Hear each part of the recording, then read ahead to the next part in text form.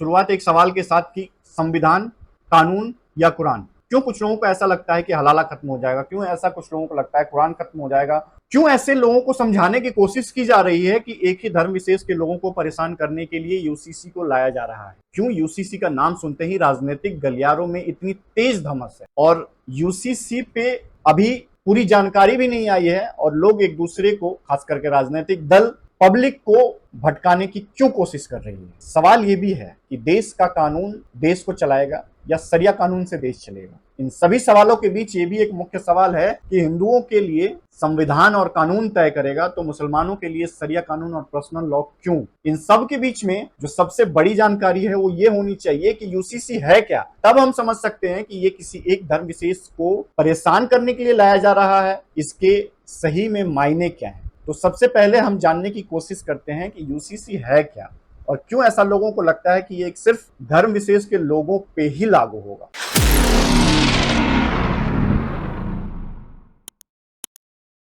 प्रधानमंत्री uniform civil code के नाम पर फिर से कह रहा हूँ, हिंदू सिविल कोड की बात करना चाह रहे हैं, उसको लाना चाह रहे हैं। उनका मकसद वही है। मकसद क्या है कि टारगेट करो भारत के मुसलमानों। दुनिया के अनेक मुस्लिम बहुल्य देश, इसका इस्लाम से संबंध होता तो दुनिया का कोई मुस्लिम देश 3 तलाक खत्म नहीं करता। प्रणाम दोस्तों, क्या हाल बा? उम्मीद करते हैं कि आप सब अच्छे होंगे और स्वस्थ होंगे। पीएम ने अपनी एक रैली में यूसीसी का जिक्र क्या कर दिया, राजनीतिक गलियारों में लोग सिसकियां लेने लगे। यूसीसी के नाम से क्यों कुछ राजनीतिक दल सिसकियां मार के रोने को मजबूर है? यूसीसी एक्चुअली में है क्या, ये जानने के लिए हमें सबसे पहले जानना होगा कि हमारे देश का जो संविधान है, हमारे देश में कानून कितने तरीके से बेसिकली चलाया जाता है। तो अगर हम मुख्य रूप से देखें तो हमारे देश में जो लॉज हैं वो 3 हिस्सों में हैं। पहला लॉज कॉमर्शियल लॉज है, जो कॉमर्शियल एक्टिविटीज और उनसे जुड़ी हुई मामलों पे लागू होता है। दूसरा है क्रिमिनल लॉज, जो क्रिमिनल एक्टिविटीज पे लागू होता है। तीसरा लॉ है सिविल लॉ, जो कि मुख्य परेशानी का अभी मुद्दा बना हुआ है। सिविल लॉ में एक्चुअली में आते क्या हैं, ये जानने की जरूरत। सिविल लॉ में बेसिकली पारिवारिक मुद्दे, नागरिक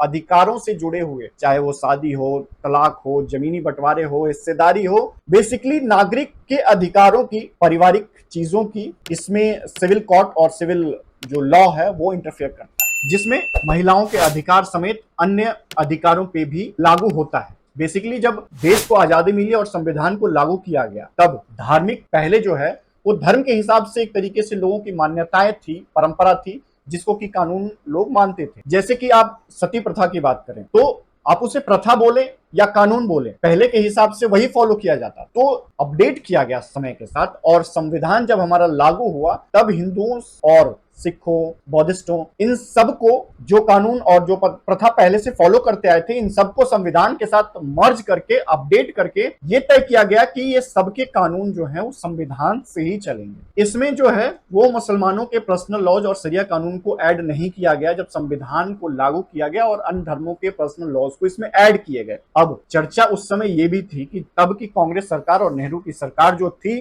वो असल में मुस्लिम महिलाओं की जो जाति है उस पे कुछ काम ही नहीं करना चाहती। बहुत सारे लोगों ने यह भी कहा था कि नेहरू सरकार मुस्लिम महिलाओं की जो समस्याएं हैं उसको सुलझाना ही नहीं चाहती। और तभी एक केस हुआ था शाहबानो। इस केस के बारे में हो सकता है कि आप में से बहुत लोग जानते भी होंगे, जो नहीं जानते हैं उनके लिए मैं एक शॉर्ट में बता देता हूं कि ये शाहबानो केस एक्चुअल में है क्या। इंदौर में एक बड़े वकील साहब रहा करते थे, नाम था उनका मोहम्मद अहमद खान। शाहबानो उन्हीं की पत्नी थी और उनकी शादी जो है वो 1932 में हुई थी, लगभग आज से 90 साल पहले। 1975 में खान साहब ने एक कम उम्र की लड़की से शादी कर ली और शाहबानो को उनके 5 बच्चों समेत घर से बाहर निकाला। तब शाहबानो की उम्र करीब 60 साल रही होगी जब उनको घर से बाहर निकाला गया था 5 बच्चों समेत। एक झटके में 60 साल की महिला बेघर हो गई। वकील साहब ने, यानी कि मोहम्मद खान साहब जो थे, उन्होंने कुछ दिनों तक कुछ पैसे शाहबानो को उनके गुजर बसर करने के लिए दिया, लेकिन शाहबानो ये चाहती थी कि उनको हमेशा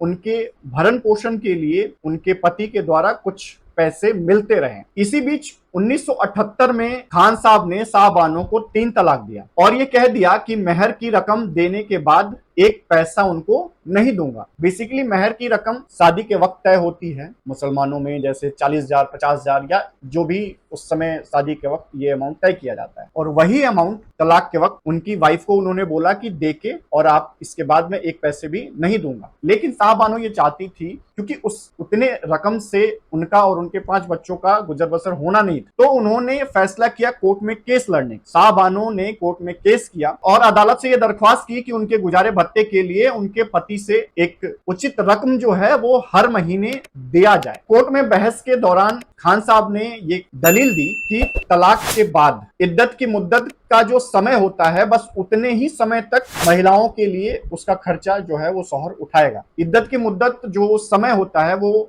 तलाक से 3 महीने बाद तक का होता है और उसी को बोलते हैं इद्दत की मुद्दत, यानी कि 3 महीने का जो है वो गुजर बसर करने के लिए पैसे दिए जाएंगे। उसके बाद वो महिला अपना खुद देखे कैसे आगे की जिंदगी का गुजर बसर करना है। और खान साहब ने ये दलील दी कि मुस्लिम पर्सनल लॉ के अकॉर्डिंग यही नियम जो है वो शरिया कानून और पर्सनल लॉ के अकॉर्डिंग होता है और इससे ज्यादा वो नहीं दे सकते। तो सिटी कोर्ट से लेके हाई कोर्ट तक साहबानों को पूरा समर्थन मिला और उनके पक्ष में फैसला किया गया, लेकिन खान साहब जो है वो मानने नहीं। सुप्रीम कोर्ट में उन्होंने चुनौती दी हाई कोर्ट के फैसले को और सुप्रीम कोर्ट में जो केस चला उसमें यह दलील दी गई कि जो हाई कोर्ट ने गुजारा भत्ता देने की बात कही है वो मुस्लिमों पे लागू नहीं होता। मुस्लिमों का एक पर्सनल कानून होता है खुद का ही बनाया हुआ, वो उसके अनुसार जो 3 महीने का या फिर जो रकम तय की गई है मेहर की वो देने के बाद पल्ला झाड़ लिया जाता है। ये दलील दी गई सुप्रीम कोर्ट में कि हम मुस्लिम कानून के तहत ही ये चीजें करेंगे। आखिरकार कॉन्स्टिट्यूशनल बेंच ने 1985 में एक ऐतिहासिक फैसला लेते हुए हर महीने खान साहब को साहबानों को गुजारा भत्ता देना होगा और ये ऐतिहासिक फैसला साहबानों के पक्ष में सुप्रीम कोर्ट ने भी लिया। तब के हिसाब से वो रकम 180 रुपए के आसपास थी जो कोर्ट ने तय किया था साहबानों को मिलेगा उनके पति की तरफ से, लेकिन ये तो कोर्ट का जजमेंट हुआ। उसके बाद कोर्ट ने ये भी टिप्पणी की कि सरकार को, जो उस समय की सरकार थी कांग्रेस की, जो भी सरकारें थी, उनको ये कोर्ट ने, ये बेंच ने सलाह भी दी कि यूसीसी यानी कि एक ऐसा कानून बनाया जाए जिसके तहत सभी धर्मों के लोग अपने अपने हिसाब से अपने न्यायिक प्रणाली को नहीं चला सकते और कोर्ट ने ये सजेशन दिया था कि सबके लिए एक समान कानून आना चाहिए। तो तब से ये यूसीसी के आहट और तब यूसीसी का नाम सुनते ही मुस्लिम पर्सनल लॉ बोर्ड तिलमिला गई। तिलमिलाए भी क्यों ना, उनका पूरा वजूद खतरे में था अदालत की इस टिप्पणी के बाद। लेकिन उस समय भी मुस्लिम कट्टरपंथियों ने सुप्रीम कोर्ट के इस फैसले के अगेंस्ट राजीव गांधी की कांग्रेस की सरकार पर यह दबाव बनाया और राजीव गांधी ने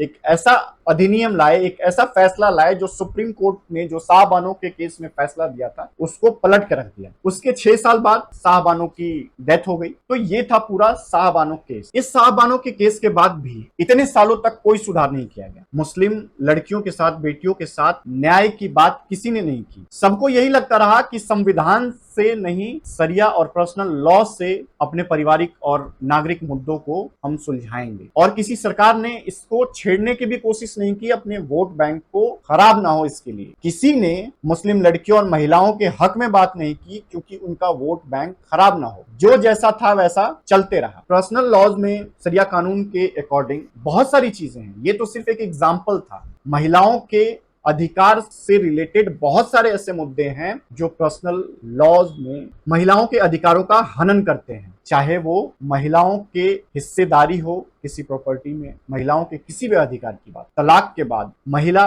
घर से निकाली जाती है, अगर वो अपने घर जाती है तो उसमें भी हिस्सेदारी उसको लेने के लिए पर्सनल लॉ का सामना करना पड़ता। और सिर्फ यहीं तक चीजें नहीं है, मल्टीपल मैरिजेस और बहुत सारी चीजें। खास करके जब हम महिला को मजबूत बनाने की बात करते हैं तब इस पर्सनल कानून के तहत बहुत सारी ऐसी चीजें आती हैं जिसमें सुधार की जरूरत है। लेकिन ये बोला जाता है कि हमारे धर्म में जो चीजें पहले से चलती आ रही है हम उसी के अकॉर्डिंग चीजों को चलाएंगे। अब मुद्दा रहा कि ये पर्सनल लॉज सिर्फ अपने फायदे के लिए बनाया गया है या पहले जो बोलते थे कि पुरुष प्रधान देश है उसमें अब पुरुष प्रधान धर्म बना के रख दिया गया है। क्योंकि बात अगर हम सिविल लॉ की करते हैं तो सिविल लॉ धर्म के हिसाब से बोलते हैं कि हमें उसमें छेड़छाड़ मंजूर नहीं है। तो ऐसा नहीं है कि मुस्लिम समाज बाकी जो हमारे कॉमर्शियल लॉ है, क्रिमिनल लॉ है, उसको मानते नहीं है। क्रिमिनल लॉ को मानते हैं, कॉमर्शियल लॉ को मानते हैं, सिविल लॉ को नहीं मानते क्योंकि इसमें इनका अपना धार्मिक कानून चाहिए। अब बात रही कि चलो ठीक है, पर्सनल कानून जो है, पर्सनल लॉ आप अपने शरिया और पर्सनल लॉ के अकॉर्डिंग मानते हो, सिविल लॉ को आप फॉलो नहीं करते, तो फिर क्रिमिनल लॉ क्यों फॉलो करते, कॉमर्शियल लॉ क्यों फॉलो करते? इंडिया की जो सिविल लॉ है उससे आपको फॉलो नहीं करना है, लेकिन क्रिमिनल लॉ फॉलो करना है। क्यों करना है भाई? जब करना है तो क्रिमिनल लॉ भी अपने शरिया और पर्सनल लॉ के अकॉर्डिंग कर लो। लेकिन नहीं, क्यों नहीं करेंगे?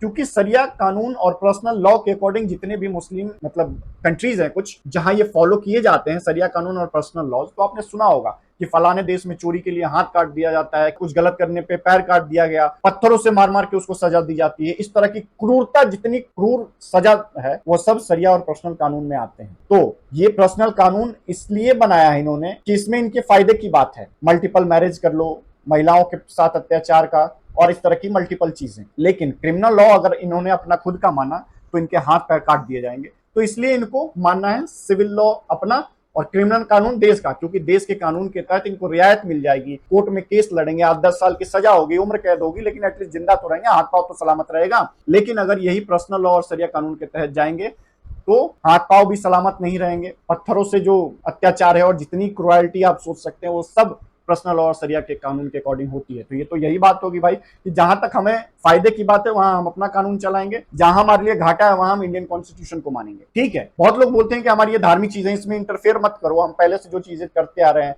हम जो पहले से कानून चला रहे हैं, जो हम पहले से मान्यताएं फॉलो कर रहे हैं, सब वही करते रहेंगे, हम अपने आप को अपडेट नहीं करेंगे। क्यों चीजों को अपडेट करने की जरूरत नहीं है? महिलाओं पे या इन तमाम चीजों पे अगर अत्याचार हो रहा है और इन चीजों को अपडेट करने की जरूरत है, तो आप बोलते हो कि अपडेट करने की जरूरत नहीं है क्योंकि हमारा धर्म ये कहता है कि जो पहले से फॉलो करते आ रहे हैं वही करेंगे। तो फिर भाई नई चीजों के साथ अपडेट क्यों होना? बाइक क्यों चलाना, कार क्यों चलाना, बैलगाड़ी से चल लो, फोन क्यों यूज करना है? कबूतर को बोल दो चिट्ठी दे आया करे। पहले की चीजों को अपडेट करके आपने अपने आप को अपडेट किया है ना। ऐसा तो नहीं है कि आपने ये बोला कि हमारे पर्सनल लॉ और शरीयत कानून के हिसाब से मोबाइल यूज करना गुनाह है तो हम यूज नहीं कर रहे हैं। मतलब अपने को जो फायदा लगे वो सब ठीक है और जो अपने को फायदा ना लगे वो सब ठीक नहीं है। ये तो वही बात हो गई कि हमारा जब मन करेगा तब हम संविधान को मानेंगे, हमारा जब मन करेगा तब हम अपने पर्सनल लॉ और शरिया कानून को मानेंगे। ऐसा नहीं चल सकता ना भाई। या तो चलना है आपको तो सारे कानून इंडियन लॉ के अकॉर्डिंग चलो, अगर नहीं चलना है इंडियन लॉ के अकॉर्डिंग तो क्रिमिनल कानून को भी अपने शरिया और पर्सनल कानून के हिसाब से फॉलो कर लो। लेकिन इन सब में घूम फिर के एक ही चीज है और वो है किसी के अधिकारों की बात। अगर इसमें यूसीसी के तहत सबको समानता का अधिकार दिया जाएगा, जो कानून बाकी सभी लोगों के सभी धर्मों पे अप्लाई होते हैं, सभी लोगों के शादी के लिए कानून है जहां से रजिस्ट्रेशन और बाकी चीजें होती है, वैसे ही तलाक के लिए एक प्रॉपर डिस्कशन होता है कानूनी तौर पे कोर्ट रूम में, जज के बेंच के सामने और वकीलों के द्वारा, और तय किया जाता है कि एक्चुअली में इस मुद्दे को इंसाफ कैसे दिया जाए। उस केस में आप बोलते हो कि नहीं हम आप खुद से तय कर लेंगे, और खुद से तय करने के चक्कर में आप साहबानो जैसे केस करते हो। अगर यूसीसी गलत है तो प्रूव इट की गलत है। किस तरीके से गलत है? अभी कानून आया नहीं, कानून की चीजें अभी पता नहीं है, किस तरीके से आप बोल सकते हो गलत है? किस बेसिस पे बोल सकते हो गलत है? अभी 4-5 जो पॉइंट्स हैं यूसीसी के अंदर आने के, वो अभी माना जा रहा है कि आएंगे, और इसमें सभी जो है वो नागरिक अधिकारों से जुड़े हुए हैं। किसी को जो अधिकार दिए गए हैं वो ये ऐसा नहीं कि खुद से डिस्कस करके एक दूसरे को सजा दे दी, उसके लिए प्रॉपर जो लॉ है उसको फॉलो करने के निर्देश इस कानून के तहत दिए जाते हैं। इन सब पे आप सबके क्या विचार हैं जरूर बताइएगा। यूसीसी को लेके जो कंफ्यूजन क्रिएट किया जा रहा है, एक्चुअली में वो क्रिएट नहीं किया जाना चाहिए, क्योंकि ये कानून किसी धार्मिक परिस्थितियों को बिगाड़ने के लिए नहीं आ रहा है। ये कानून धार्मिक परिस्थितियां जो बिगड़ी हुई हैं उसको सुधारने के लिए आ रहा है। हम कुछ भी खराब चीजें हैं, कुछ पहले से ऐसी चीजें हैं जो हमें अपडेट करने की जरूरत है, उसे हम अपडेट करते हैं ना, तो फिर इन लॉज को, जो पर्सनल लॉज है, उससे अपडेट करने की क्यों जरूरत नहीं है? क्यों उस सिविल लॉज में बाकी सभी धर्मों के अकॉर्डिंग पर्सनल लॉ और शरिया कानून को भी शामिल ना किया जाए? इस सवाल का जवाब अगर आप देना चाहें तो कमेंट बॉक्स में जरूर दीजिएगा। इस यूसीसी कानून के ऊपर आप क्या कहते हैं, अपने विचार जरूर दीजिएगा। मिलते हैं, तब तक के लिए आप अपना बहुत ध्यान रखिए। प्रणाम।